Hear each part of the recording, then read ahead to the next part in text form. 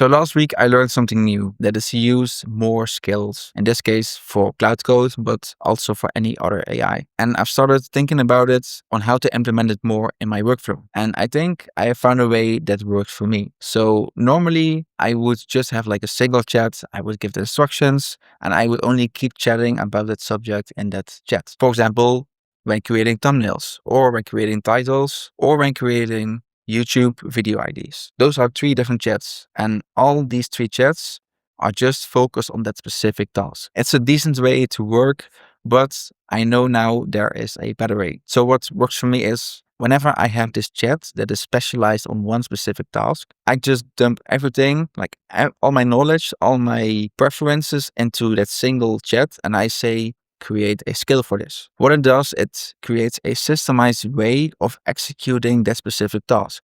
It's pretty much like an SOP. And then once you get that skill as an output, you can save it. Then I open it up in a new chat with more reasoning. So in this case, I don't use Sonnet, but I use Opus 4.6 with extended thinking.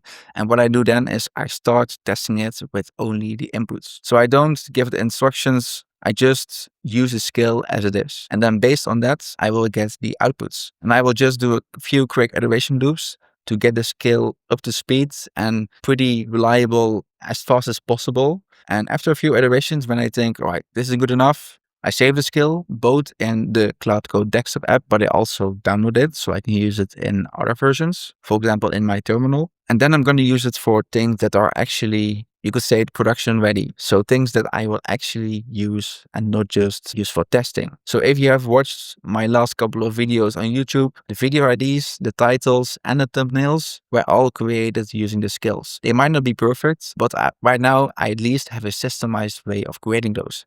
And when it's systemized, you could measure the output and you could see if it's good enough for you.